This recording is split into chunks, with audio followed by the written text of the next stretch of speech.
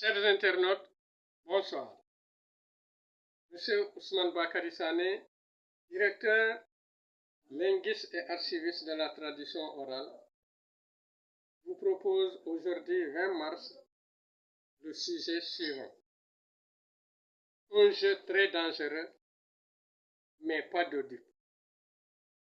On ne dira jamais des trois hommes, Zelensky, Poutine et Trump, qui ne sont pas intelligents, qui le pensent et soit un idiot, soit un véritable abruti, ou alors tout simplement un démon.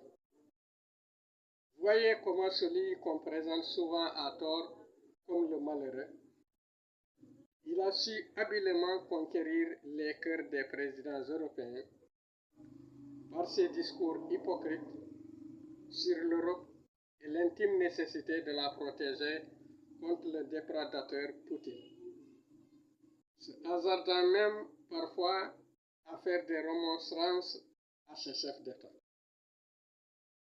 Zelensky n'a jamais placé l'Europe au même titre que l'Amérique. Pour lui, sans le soutien militaire américain, Poutine fera de l'Ukraine une bouffée. Et il le dit toujours dans un ton très sérieux. Poutine, comme à son habitude, est un homme qui déteste l'hypocrisie, les combine, et il déteste ce qu'on lui mente. Il dit cru ce qu'il pense et fait strictement ce qu'il dit. C'est pourquoi il semble difficile de cohabitation.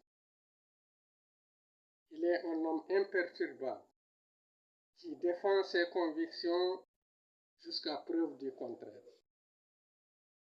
Trump est un homme d'une ambition et d'une ambiguïté sans limite, qui sait parfaitement ce qu'il veut et ce qu'il fait. Pour le résoudre, il y met un peu trop de zèle. C'est pourquoi il peut dire oui aujourd'hui, oui et non demain, non après-demain. C'est la technique d'homme d'affaires qui cherche les bénéfices colossaux.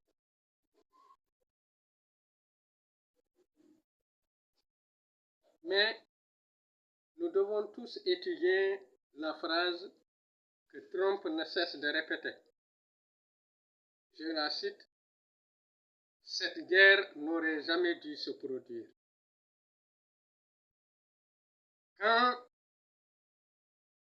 on lit entre les lignes, trois choses apparaissent clairement. Le temps utilisé dans la phrase, les non-dits, la personnalité de l'auteur. C'est le verbe devoir qui est utilisé, conjugué au passé conditionnel, dans le mode indicatif, à la forme négative.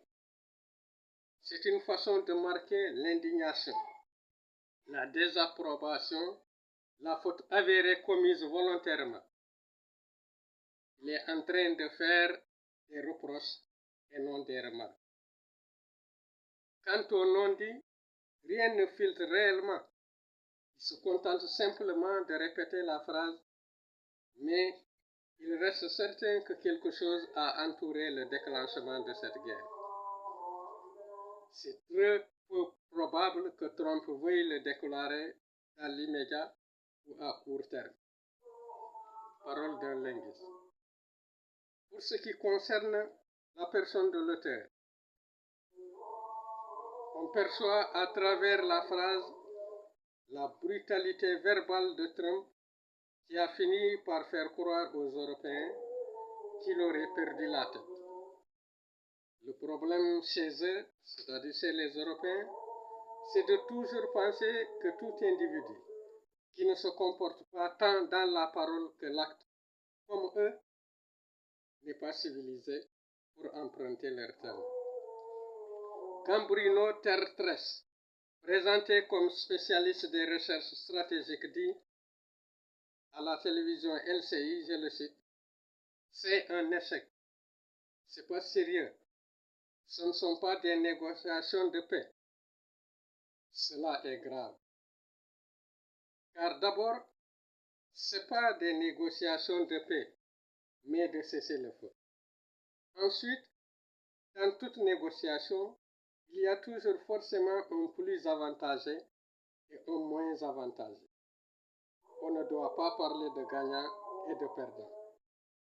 Les incohérences en politique font légion et ne concernent pas que l'Amérique. La France elle-même en sait quelque chose. Évitez les petites polémiques de bas étage. Vous voyez que quand Raphaël Guzman, pour ridiculiser Trump,